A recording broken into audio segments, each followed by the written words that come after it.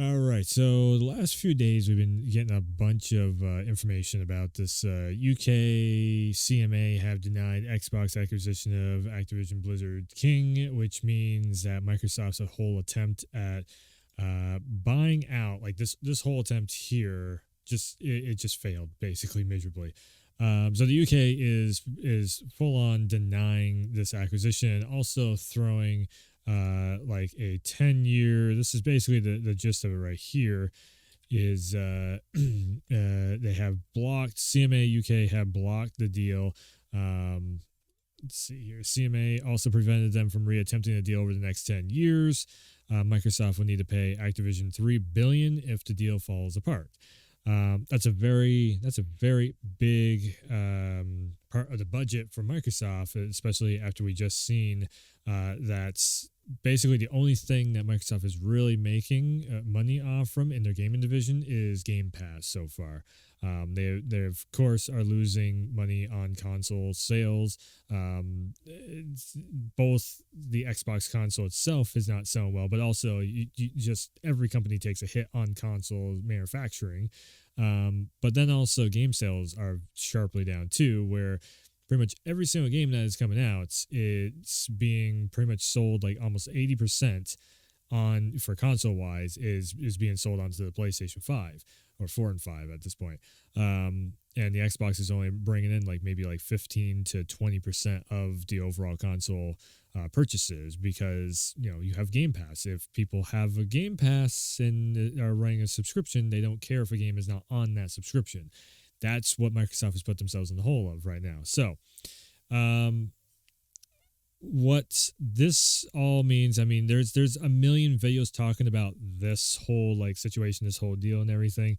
What does this mean for Microsoft going forward, though? And that's really what I wanted to get into on this video of what do I think all of this is actually is going to amount to. So, one of the things in the whole like dealings of all this stuff is that the UK, I have it in another video, the actual like the wording of it, but one of the things that the UK regulators said is that either Microsoft could make the deal go through, and they would allow the deal to go through if they either gave up a Call of Duty and kept all the rest of everything that they're working on, because what you're not seeing actually in this here is like Activision makes Spyro and Crash and Tony Hawk, Guitar Hero. They have all those licenses also, not just the main ones that you're seeing here. Unfortunately, Activision is pretty much just going to be forgetting about those franchises, if Microsoft was to take over, because we all know what Microsoft does. They buy licenses, they put them up on Game Pass, and they don't make anything really brand new with the licenses. Outside of like Crash Team Rumble, but again, if you look at the timing of everything, I would highly suggest that it was probably like most likely. We don't know anything concrete yet because everything's underneath NDA. When it comes to projects and licensing and everything else. But the timing lines up pretty damn well that Crash Team Rumble would have started development right around the same time that Microsoft was trying to make these, make the deals happen for all this stuff. So, Crash Team Rumble, they pushed the Toys for Bob, the main studio that was making the Crash Bandicoot games. They pushed them over to helping out with Warzone as like the side development studio for the project of Warzone, unfortunately. So that whole development team got pretty much refinagled into that.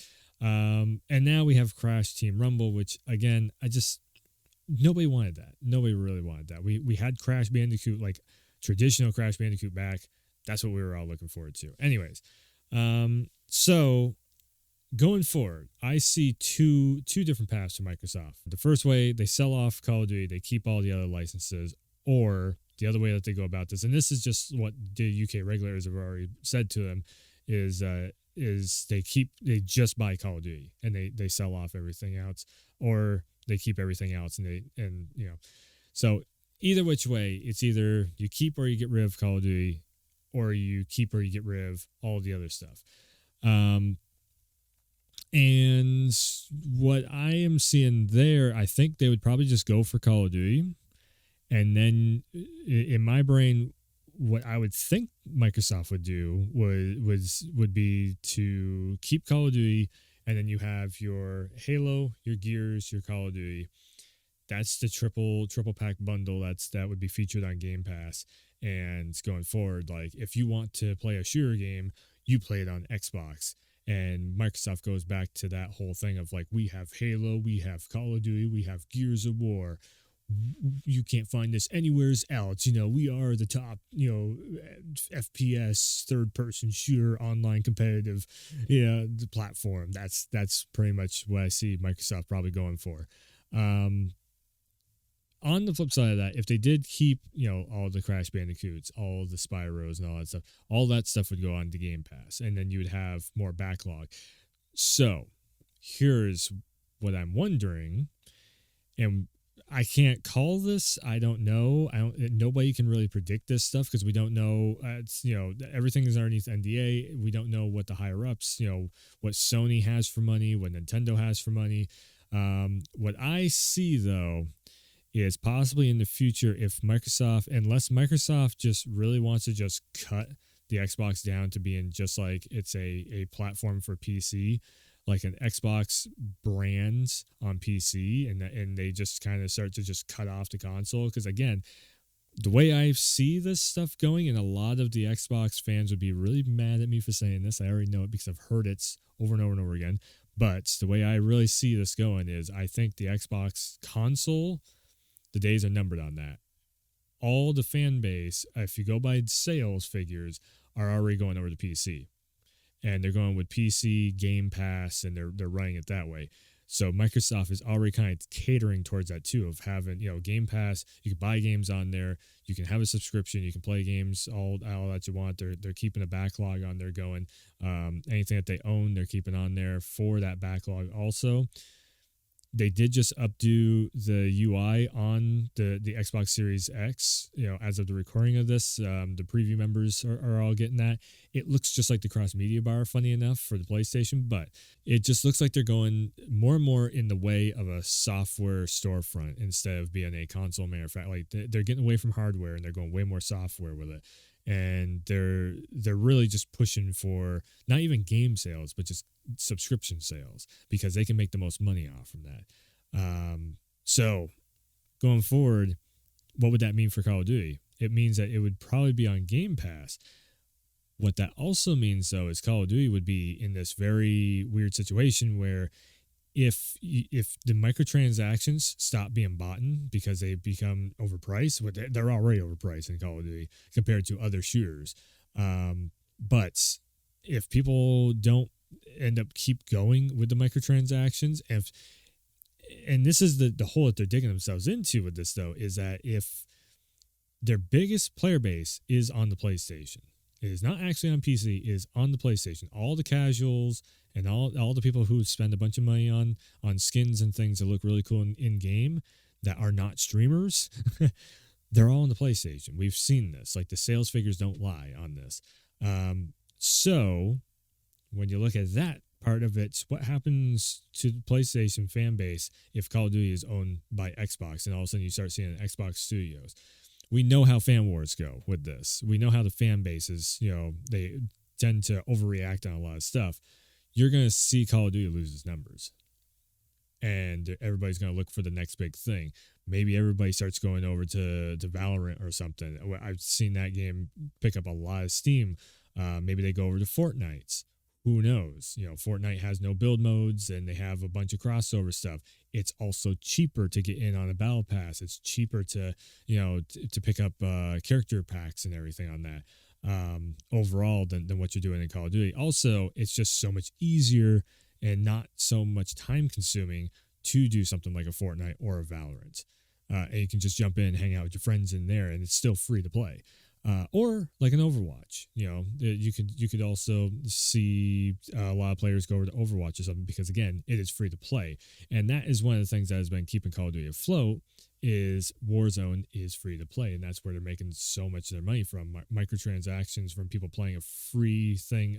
They're not paying $60 for the game, so they're going to pay $15-20 for a character pack. You buy 2 of those character packs, you bought the whole full game anyways.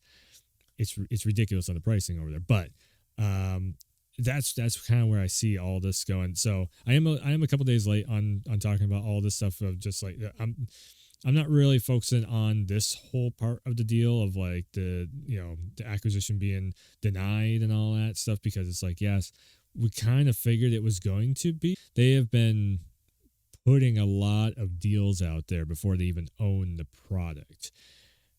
So therefore, when it comes to Activision, or Microsoft needs to pay Activision $3 billion, those deals are in the millions of dollars. Then I would say they probably racked up a $3 billion deal of just like, oh, you want a 10-year contract, you want a 10-year contract, you want a 10-year contract. They're just handing them out like they're candy to every single one of these cloud-based gaming companies, and that, of course, those companies are going to take it because they haven't gotten much. Cloud-based gaming has not caught on like a lot of the industry insiders thought it was going to. It's cloud-based gaming is more niche than VR at this point, just because there is an inherent latency, especially when you try and play online. There's, you have latency between the controls, you have latency in the online servers, and if you're going to try and argue that there isn't, then you have no idea what the hell you're talking about, because I've seen it firsthand with like top tier internet speed and everything. There's so much data going back and forth between server and controller. It's not fit for online. You can kind of do an action game on that stuff that's offline, and it's like a single player solo game. Is you can kind of get away with it, but there's still so much lag on that. It's like, why would you not just get a way of downloading it onto like a handheld, like a Steam Deck or something? Again, it's just one of those things like, why are they pushing so hard into this cloud-based stuff when you can just go with a handheld unit like a Switch or a Steam Deck, or there's other stuff that's coming out too now, like Logitech I think is coming out with one. That's why wouldn't you just go with that? That's just, and that's another one too. Like, I could see in the future possibly Microsoft trying to after all this happening over here, I could see Activision trying to push all these games and make like Steam Deck versions of these games, like optimize these games for Steam Deck, I should say. And that be, if Microsoft works with Valve and just partners together, not really partners, but just works with Valve and gets all the games the same way that I say Sony should do the same thing and Nintendo should do the same thing.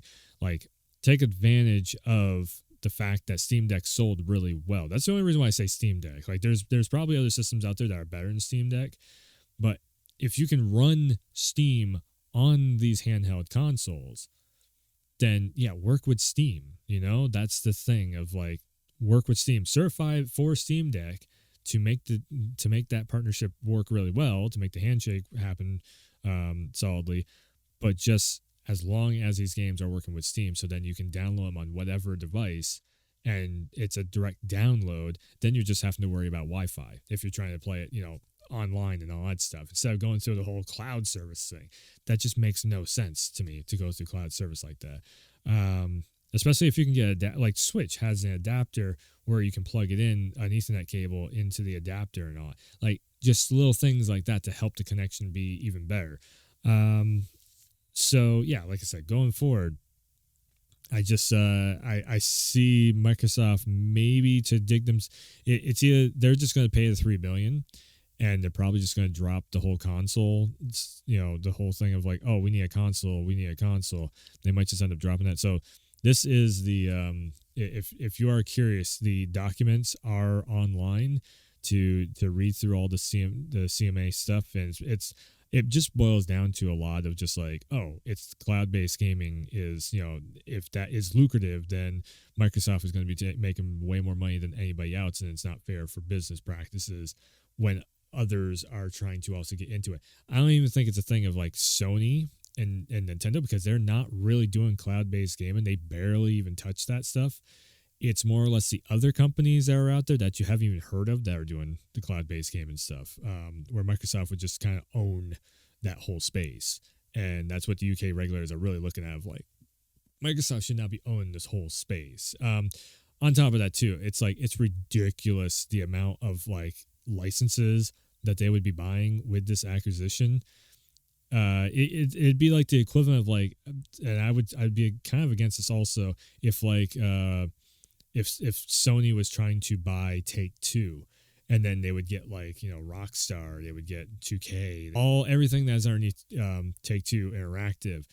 Again, that deal would be so big, it would just limit a lot of it would just limit a lot of, you know, the sales on everything. So I would even be against that too. You know, my main platform for consoles is the PlayStation, but I would rather see you know, the platform holders, and being Sony and Nintendo and Microsoft, I'd rather see them buy development studios and help the development studios thrive. Unfortunately, PlayStation is really the only one that is holding up that end of doing things. Nintendo is, but they need new hardware, and that's Nintendo's problem right now. Is the Switch is very outdated, and they just don't want to make new hardware. But Sony is like the best of both worlds. They have the top console that is running things very smooth. Then they also have, you know, all the studios that they're actually helping fund and make sure all the games are, you know, when you see PlayStation Studios, it's going to be something very different than anything out there.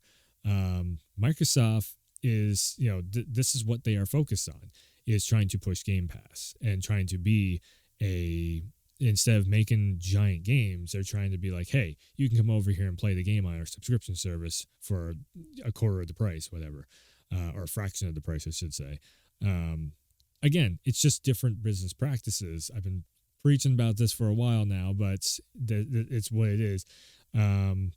So yeah, going forward, I don't know which way Microsoft is going to go about this, but it's very interesting to think about, you know, their options that they have, what they want to keep, what's their priority going to be here? Do they want to be like the shooter, you know, the shooter game platform, or do they want to try and fill out the Game Pass?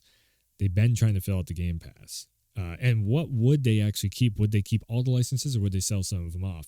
I think they might actually try and sell off Crash Bandicoot and Spyro, because Crash Team Rumble is going to probably not sell as well as Crash Bandicoot and Insane Trilogy and Crash Bandicoot 4.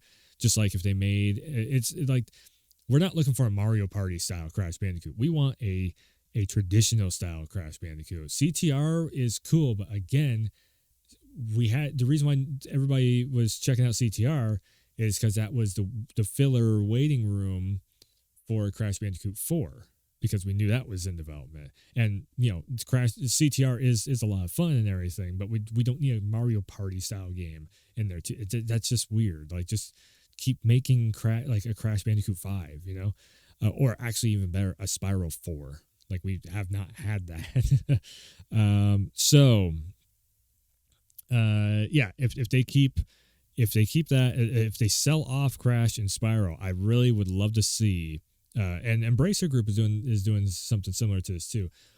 The final thing on this is, like, I would love to see in the future, if they keep Call of Duty and Call of Duty becomes a Microsoft or an Xbox, check this out, this is our console exclusive or whatever, or PC exclusive, Microsoft Xbox branded thing, a mascot, there we go, and they sell off Crash and Spyro. I would love to see Crash and Spyro come back over to PlayStation Studios. Also, what would be like my wish list items would be Crash and Spyro get sold off. Maybe also Tony Hawk. You know, we can bring Tony Hawk back over too. And those games become once again PlayStation exclusives, where they started. And then maybe we also see Hitman and Tomb Raider. Also, if Embracer Group wants to sell those licenses, we see those two franchises come back over to PlayStation, where they started. And then PlayStation has its full original lineup. And then not only that, hopefully we would get all because we have it's like PlayStation 1 and 2 era games showing up on the PlayStation Plus tier. We have that whole catalog there. And then all the Call of Duties can go on the Game Pass. So then you have the whole catalog over there. So then if you have your PC and your PS5, there you go. You got the subscription is actually working in your favor in that way. Then everybody kind of is starting to win in a sense, because then you all have everything on your subscription based services, and then of course have the option to be able to buy them also. I think if that is the way the industry goes, I wouldn't be mad at it, but at the same time, it's kind of a bummer just seeing that like Call of Duty's prices on everything is so like Activision has the price of everything. I want to see them drop the price by like 10 to 15% on all these character packs and all that stuff. If it goes into Game Pass and it's like, hey, if you subscribe to Game Pass, you get your Battle Pass for free or something. That might be nice, but then I see the character packs probably going up in price because they're going to try and charge you more one way or the other. I don't know how exactly, this is all just like speculation, but yeah. Anyways, this is the reason why I didn't want to make a whole lot of Let's Talk videos on this subject here, because of the whole fact of like, what is going to happen, what will happen, who knows? We have to see where the higher ups in the round table, at Microsoft, what they come up with of, okay, let's do this. Again, they could just pay the $3 billion and just drop the whole thing, and nothing changes at all. But what is also going to suck about this is first the dev time that has probably been really uprooted on certain projects, and then also there's probably projects that got most definitely there's projects that got canceled, because anytime there's license transfers like this, it costs a lot more to transfer a license over between companies than it does just to cancel the project. So yeah, there's probably I would guarantee there's a Spyro game that got canceled because of all this stuff. But yeah, we'll see what happens. Anyways, so like, subscribe, share, all that good stuff over here on the Werewolf channel, and hit the bells and the whistles and all that for the YouTube stuff. And yeah, I will be back with more Let's Talks in the future whenever there's trailers or anything. We are about to have in about a month's time, maybe also in the month of May, we might also have some trailers popping up too. But we're about to have all the Summer Games Fest stuff going on in June. So yeah, this channel is going to have a whole lot of Let's Talks coming up in the near-ish future. Yeah, you got to give it about a month for everybody to get all this stuff together. But yeah, it should be some really cool and fun stuff coming up. Not only that, but also Street Fighter and everything is coming up too. So we got some cool stuff. Yeah, like, subscribe, share, like I said, and I will be back soon with gameplays, Let's Talks, and more. That's a new line. Cool. Thanks for tuning in. Thanks for stopping by. And as always, I will see you next time.